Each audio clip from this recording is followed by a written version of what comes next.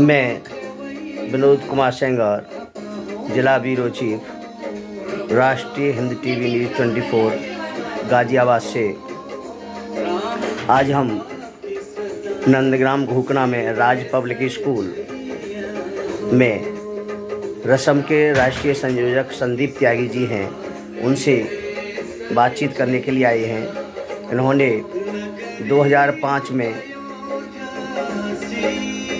एक देश एक चुनाव हो उसके लिए मांग की थी। तो आइए आज हम उनसे संदीप त्यागी जी से बातचीत करते हैं। करना चाहिए।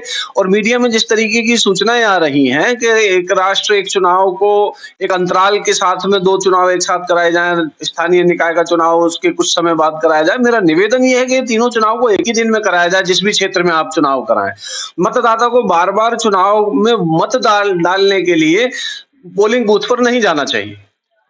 तो इसमें जैसे मान लिए एक देश एक चुनाव है, तो इसमें हमारे देश को और यहाँ के लोगों को, देशवासियों को क्या फायदा होगा? इससे कई फायदे होंगे। पहला तो जो भारत के विकास में चुनाव की प्रक्रिया में जो आदर्श आचार संहिता लगती है, उसमें नए विकास कार्यों को कुछ समय के लिए अवरोध पैदा होता है, वह अवरोध लगातार पैदा होता है। कहीं ना कहीं चुनाव चलते रहते हैं, कहीं ना कहीं वोटिंग होनी है, तो उसके रहते आदर्श आचार संहिता लगी रहती है। और फिर कोई विशेष घोषणा करने के लिए बीच बीच में आदर्श आचार संहिता का एक समय आता रहता है। तो वो 5 वर्ष में हो सकता है, 5 वर्ष के भी अवधि को सरकार और प्रशासनिक व्यवस्था उसमें कोई संशोधन करने का विचार करते हो, लेकिन वो जो भी समय रहेगा, आज 5 वर्ष है तो आज 5 वर्ष की बात करते हैं, 5 वर्ष में एक बार आदर्श आचार संहिता आएगी, तो उतने ही दिन के लिए विकास कार्य अवरुद्ध होंगे। सबसे बड़ा फायदा ये होगा। दूसरा फायदा ये होगा कि अगर सारे तीनों चुनाव स्थानीय निकाय के, राज्य के और राष्ट्र के एक साथ अगर होते हैं, तो जो संसाधन का खर्चा है, आज तो वो खर्चा होता है, मैं उसे अपव्यय मानता हूं कि देश के ऊपर बड़ा भारी बोझ है।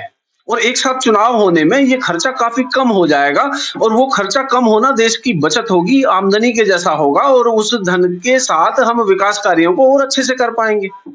त्यागी जी, जैसे कि अभी आपने बताया कि एक देश एक चुनाव पर अमल होगा, और लेकिन हर जो राज्य है और उनमें राज्यों में अलग अलग चुनाव होते हैं, तो कहीं तो अगर मान लीजिए एक देश और एक चुनाव होगा तो कहीं भंग हो जाती है, राज्य विधानसभा भंग हो जाती है, तो दोबारा चुनाव होते हैं। वो दोबारा चुनाव अगर मान लो किसी जगह कराने भी पड़ते हो, हाल तो कोई ऐसी व्यवस्था होनी चाहिए कि दोबारा इलेक्शन न कराने पड़े। जो चुने हुए प्रतिनिधि हैं वो अगर कहीं एकमत नहीं हो पा रहे हैं, तो कोई अन्य व्यवस्था, बिना चुनाव की व्यवस्था होनी चाहिए। जनप्रतिनिधि जो चुन करके आए हैं, उनका दायित्व है ये कि वो उस अपनी व्यवस्था में 5 वर्ष पूरे करें, और किन्हीं कारणों से नहीं कर पाते हैं तो उसको वैकल्पिक व्यवस्था में रखा जाना चाहिए। बार बार चुनाव का खर्चा देश की जनता के ऊपर भारी बोझ है, इससे बचना चाहिए। तो त्यागी जी, आप देश के जो नागरिक हैं और उनका भी बोझ कम होगा, और उनका जो काम है जो रह जाता है अधूरा, तो उसमें भी हमें सहूलियत मिलेगी। तो देशवासियों के लिए क्या कहना चाहेंगे? देशवासियों को चाहिए कि हम अपने अपने स्तर से जहां जो है वहीं से इस बात के समर्थन में आवाज उठाए, और किसी भी रूप में इससे भ्रमित होने की आवश्यकता नहीं है। कुछ लोग आएंगे और कहेंगे संघीय ढांचे पर चोट करेगा, स्थानीय मुद्दों को खो देगा।